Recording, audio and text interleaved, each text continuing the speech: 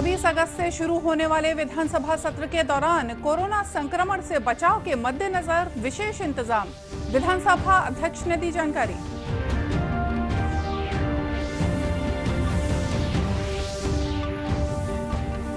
केवटी से अंतागढ़ तक rail line का किया गया परीक्षण। ट्रेन पहुंचने से स्थानीय लोगों में खुशी की लहर।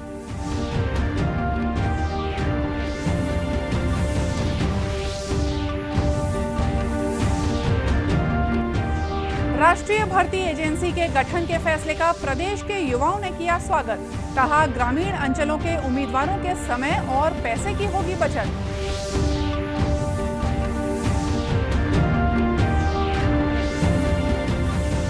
और गणेश चतुर्थी के मौके पर घर घर में की जा रही है प्रतिमाओं की स्थापना। राज्यपाल और मुख्यमंत्री ने दी शुभकामनाएं।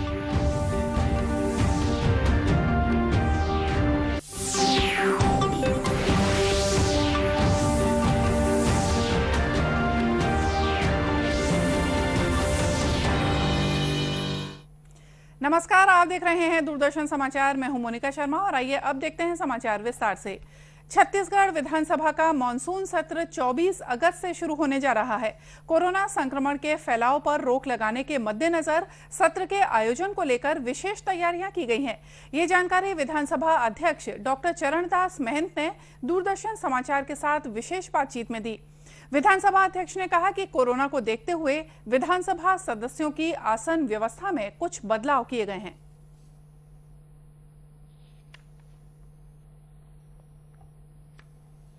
सबसे पहले तो सोशल डिस्टेंसिंग का ख्याल रखा गया है।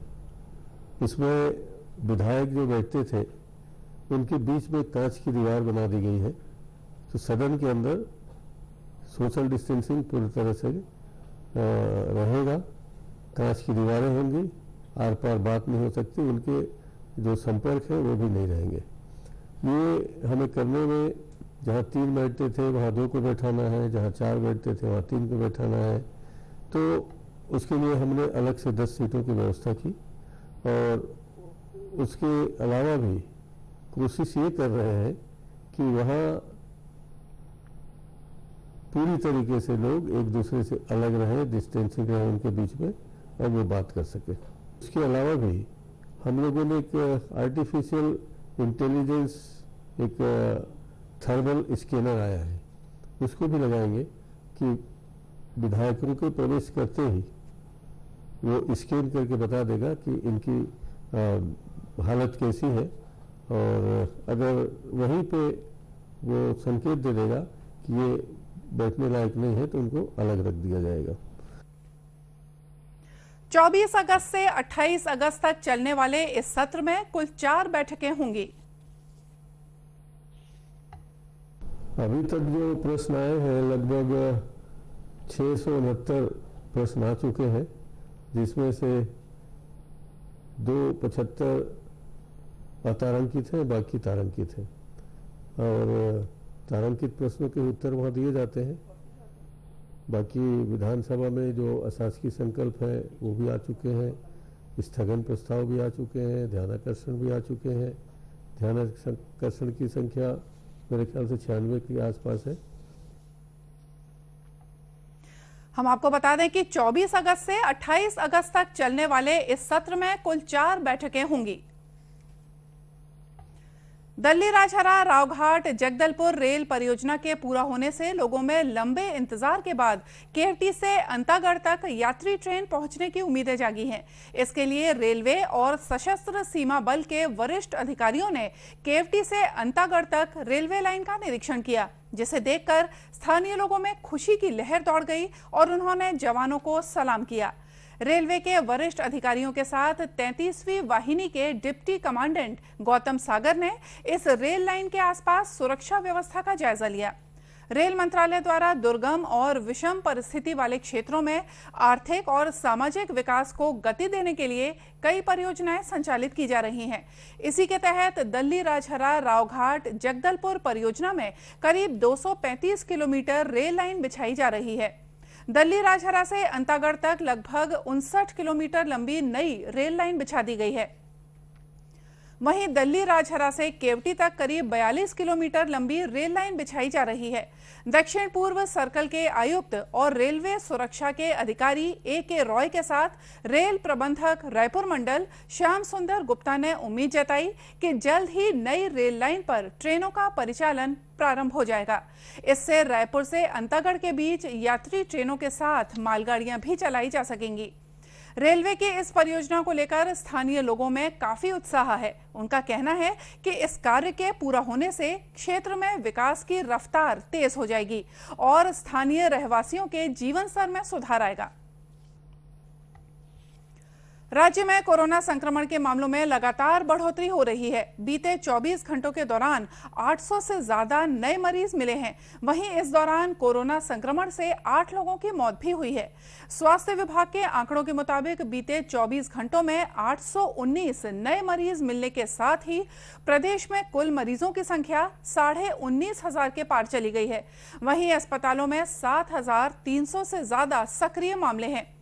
बीते 24 घंटों में 283 मरीजों को स्वस्थ होने के बाद अस्पताल से डिस्चार्ज कर दिया गया, जबकि 8 मरीजों के साथ ही राज्य में अब तक कोरोना संक्रमण से करीब 180 लोगों की जान जा चुकी है।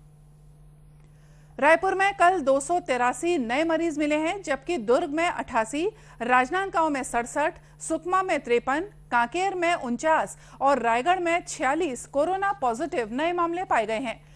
छत्तीसगढ़ के साथ पूरे देश में भी कोरोना संक्रमण के मामलों में तेजी आई है। पिछले 24 घंटों के दौरान देश में 69,878 नए मरीजों की पहचान की गई है। इस दौरान 945 लोगों की मौत हो गई है। केंद्रीय परिवार और कल्याण मंत्रालय के आंकड़ों के अनुसार बीते 16 दिनों में 10 लाख नए मरीज मिले हैं। सबसे ज्यादा कोरोना प्रभावित 3 देशों में भारत में सबसे ज्यादा पॉजिटिव मामले पाए गए हैं। देश में कोरोना संक्रमित मरीजों का आंकड़ा 30 लाख के करीब पहुंच चुका है, जिनमें से लगभग 7 लाख सक्रिय मामले हैं, जबकि इलाज के बाद 22,22,000 मरीज ठीक हो चुके हैं। इस बीच भारतीय आयुर्विज्ञान अनुसंधान परिषद ICMR के मुताबिक पूरे देश में कल तक 3,44 लाख से ज्यादा संदिग्ध लोगों की कोरोना जांच हो चुकी है, जिनमें से कल एक दिन में 10 लाख से ज्यादा नमूनों की जांच की गई है। केंद्र सरकार द्वारा सरकारी नौकरियों की भर्ती प्रक्रिया में सुधार के उद्देश्य से राष्ट्रीय भर्ती एजेंसी के गठन के फैसले का प्रदेश के युवाओं ने स्वागत किया है। केंद्र सरकार के इस निर्णय के बाद राज्य के युवाओं में ये उम्मीद जागी है कि अब उन्हें नौकरी मिलने में आसानी होगी और अलग अलग परीक्षाएं भी नहीं देनी होंगी। दुर्ग में स्थानीय युवाओं ने बताया कि आर्थिक परेशानी की वजह से कई उम्मीदवार नौकरी के लिए हर परीक्षा में शामिल नहीं हो पाते थे। साथ ही इन युवाओं ने यह भी कहा कि अब परीक्षाएं आयोजित करने में होने वाली देरी से राहत मिलेगी। एग्जाम में जो एसएससी ने कंडक्ट किया था एग्जाम, जिसका नाम था कंबाइंड ग्रेजुएट लेवल, वो एग्जाम 2013 में 2 बार हुआ। एक बार एग्जाम हुआ, फिर उसका री एग्जाम हुआ। रेलवेज में अगर हम देखें तो 2019 में एनटीपीसी की वैकेंसीज आई थी और 1.5 साल में अभी तक वो एग्जाम नहीं कंडक्ट करवा पाए। तो इसके आने से फायदा ये है कि अब ये जो डिले होता है, जो इतना विलंब होता है, वो अब समय से सारे एग्जाम करवाए जाएंगे। दूसरी बात अगर मैं बोलूं तो जैसे मैं साल भर में जितने भी फॉर्म्स भरूं, मैं चाहे आईबीपीएस पीओ का मुझे अलग भरना पड़ता है, आईबीपीएस क्लर्क अलग होता है, एसबीआई का अलग है, तो सालाना कम से कम 8 से 10 हजार रुपए मेरे सिर्फ फॉर्म्स में ही खर्च हो जाते थे।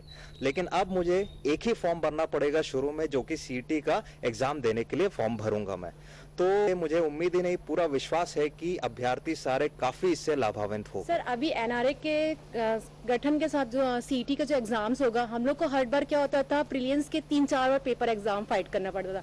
अब ऐसा है कि हमारा मेरिट लिस्ट के बेसिस में हम 1 टाइम इसका एग्जाम दिलाएंगे और मेंस के एग्जाम्स के लिए हमारे पास 3 इयर्स की वैलिडिटी रहेगी। तो ये हमारे अभ्यर्थियों के लिए एक बहुत अच्छा एडवांटेज है, तो इससे हमें बहुत अच्छा फायदा होगा।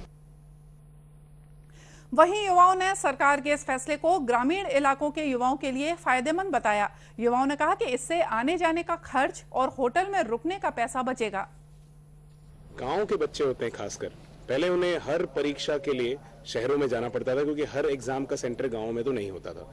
तो महीने में कम से कम एक बार उनको पास के शहर जाना पड़ता था। ट्रेन में बस का खर्चा, ट्रेन का खर्चा, वहां जाकर के कम से कम एक रात उनको होटल में रुकना पड़ता था एग्जाम के लिए।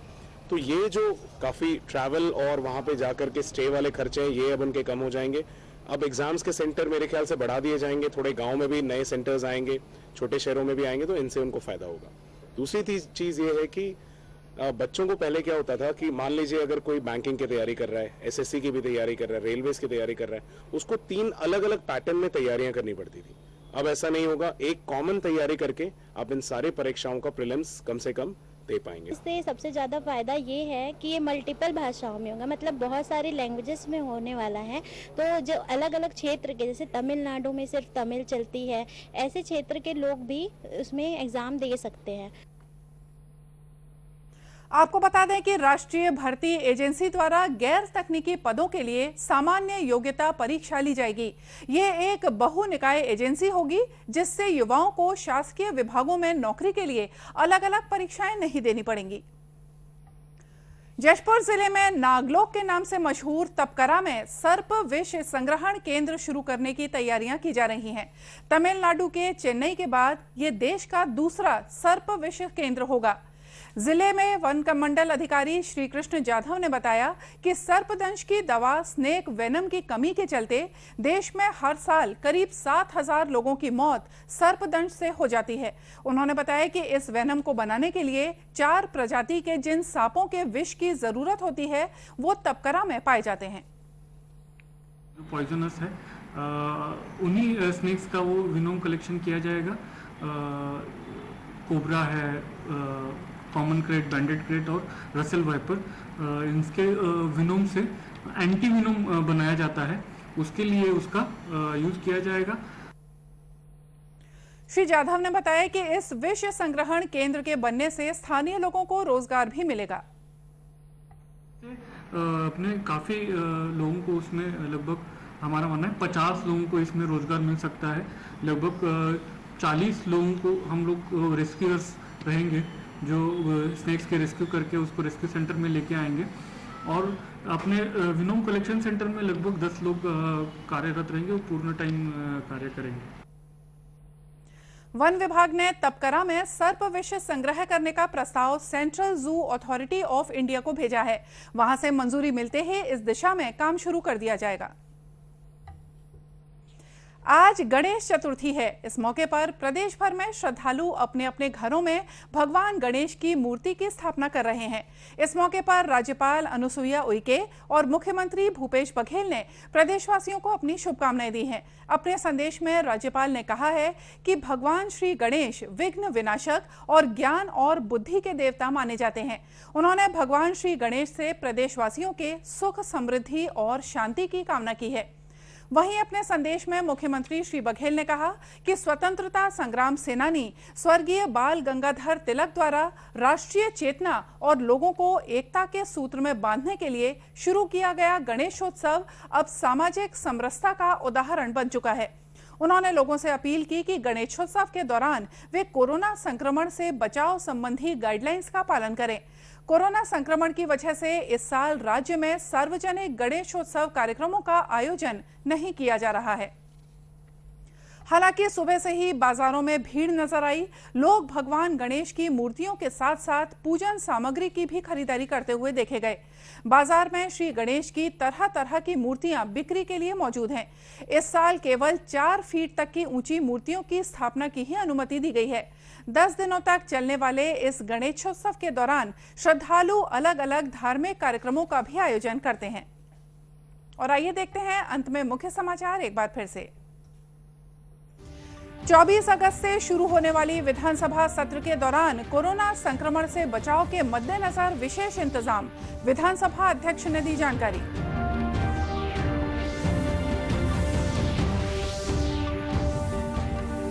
केवटी से अंतागढ़ तक रेल लाइन का किया गया परीक्षण, ट्रेन पहुंचने से स्थानीय लोगों में खुशी की लहर।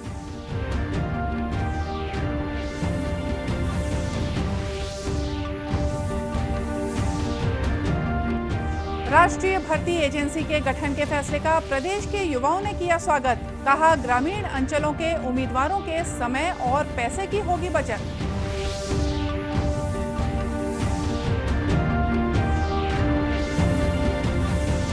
और गणेश चतुर्थी के मौके पर घर घर में की जा रही है प्रतिमाओं की स्थापना। राज्यपाल और मुख्यमंत्री ने दी शुभकामनाएं। और इसी के साथ ये समाचार बुलेटिन यहीं समाप्त हुआ। नमस्कार।